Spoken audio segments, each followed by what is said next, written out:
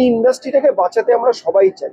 এই ইন্ডাস্ট্রি বাঁচলেই যে আমরা এখন বলছি যে 11,000, শুধুমাত্র সংখ্যায় লাগছে 11,000, কিন্তু এই 11,000-এর পিছনে শুধুমাত্র তার পরিবারের 4 জন কিন্তু নয়, 44,000 নয়, যারা খাবার দেয়, যারা চা দেয়, জল দেয়, প্রতিদিন খাবার দেয়, বা বিভিন্ন ধরনের তাদের মেটেরিয়াল সাপ্লাই করে, যারা সাপ্লাইয়ার্স আছে, যেরকম ধরেন আমাদের এই ইন্ডাস্ট্রিতে কিন্তু নট লেস দেন 40 লক্ষ 30 লক্ষের কম হবে।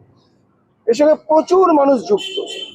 তো আজকে যেন এতগুলো লোক যখন সেখানে কাজ করেন, সেই ইন্ডাস্ট্রির যদি ন্যূনতম একটা সেফটি অ্যান্ড সিকিউরিটি না থাকে, সেটা কলাকুশলী হোক বা শিল্পী হোক, তাহলে এই ইন্ডাস্ট্রিটা রাহুলের মতন আমরা এরকম গুণী শিল্পীদের, বা আমার অনেক টেকনিশিয়ান যারা ফ্লোরে আমাদের পাশেই, তারা শুটিংয়ের সময় দেখি তিনি ইলেকট্রিক শর্ট খেয়ে মারা গেছে, এখনো সেটা সাবজুডিস হয়ে পড়ে আছে, এবং অনেক কলাকুশলী কাজ করতে করতে অসুস্থ হয়ে পড়েছে। তাদের কে দেখবে, তাদের জন্য কে লড়াই করবে? আমরা যদি সবাই আজকে ঐক্যবদ্ধ, এর জন্য একটা অবশ্যই এসওপি করা দরকার।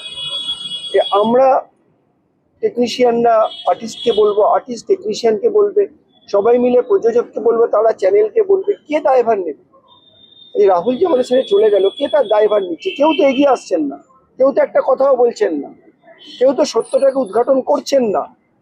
তার জন্য আজকে আমাদের নিজেদের প্রয়োজনে, নিজেদের তাগিদে, আজকে নিজেদের সেফটির জন্য মঙ্গলবার থেকে আমাদের এই কর্মবিরতিতে যেতে হচ্ছে।